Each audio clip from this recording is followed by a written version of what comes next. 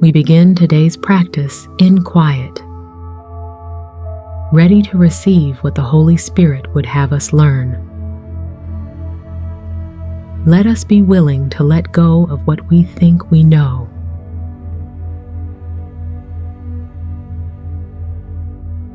Reminder: the purpose of the workbook is to train your mind in a systematic way to a different perception of everyone and everything in the world. Some of the ideas the workbook presents you will find hard to believe, and others may seem to be quite startling. This does not matter. You are merely asked to apply the ideas as you are directed to do. You are not asked to judge them at all. You are asked only to use them. It is their use that will give them meaning to you and will show you that they are true. Today, we are working on Lesson 39. My holiness is my salvation. If guilt is hell, what is its opposite? Like the text for which this workbook was written, the ideas used for the exercises are very simple, very clear, and totally unambiguous. We are not concerned with intellectual feats nor logical toys. We are dealing only in the very obvious, which has been overlooked in the clouds of complexity in which you think you think. If guilt is hell, what is its opposite? This is not difficult, surely. The hesitation you may feel in answering is not due to the ambiguity of the question. But do you believe that guilt is hell? If you did, you would see at once how direct and simple the text is, and you would not need a workbook at all. No one needs practice to gain what is already theirs. We have already said that your holiness is the salvation of the world. What about your own salvation? You cannot give what you do not have.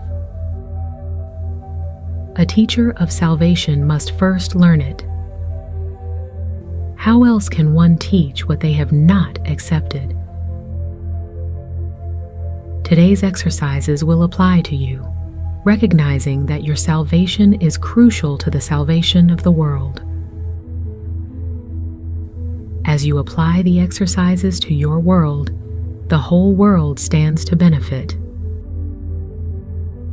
Your holiness is the answer to every question that was ever asked, is being asked now, or will be asked in the future. Your holiness means the end of guilt, and therefore the end of hell. Your holiness is the salvation of the world and your own. How could you, to whom your holiness belongs, be excluded from it? God does not know unholiness. Can it be that God does not know the child of God?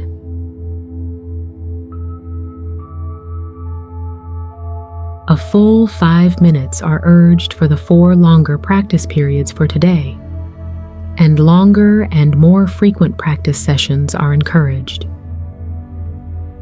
If you want to exceed the minimum requirements, more rather than longer sessions are recommended, although both are suggested. Begin the practice periods as usual, by repeating today's idea to yourself. My holiness is my salvation. My holiness is my salvation. Then, with closed eyes, search out your unloving thoughts in whatever form they appear. Uneasiness, depression, anger, fear, worry, attack, insecurity, and so on. Whatever form they take, they are unloving and therefore fearful. And so it is from them that you need to be saved. Specific situations, events, or individuals you associate with unloving thoughts of any kind are suitable subjects for today's exercises. It is imperative for your salvation that you see them differently. And it is your blessing on them that will save you and give you vision. Slowly, without conscious selection, and without undue emphasis on anyone in particular, search your mind for every thought that stands between you and your salvation. Apply the idea for today to each of them in this way. My unloving thoughts about, name the situation or person, are keeping me in hell. My holiness is my salvation. You may find these practice periods easier if you intersperse them with several short periods during which you merely repeat today's idea to yourself slowly a few times. My holiness is my salvation. My holiness is my salvation. You may also find it helpful to include a few short intervals in which you just relax and do not seem to be thinking of anything. Sustained concentration is very difficult at first. It will become much easier as your mind becomes more disciplined and less distractible. Meanwhile, you should feel free to introduce variety into the exercise periods in whatever form appeals to you.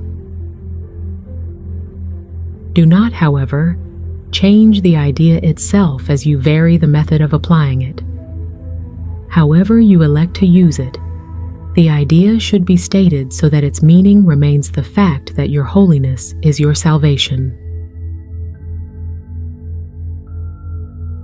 End each practice period by repeating the idea in its original form once more. My holiness is my salvation. And adding, if guilt is hell, what is its opposite? In the shorter applications, which should be made some 3 or 4 times an hour and more if possible, you may ask yourself this question. If guilt is hell, what is its opposite? Repeat today's idea. My holiness is my salvation, and preferably both. If temptations arise, a particularly helpful form of the idea is, my holiness is my salvation from this. My holiness is my salvation from this. This concludes today's lesson. Take this truth into your heart and let it guide your day in peace.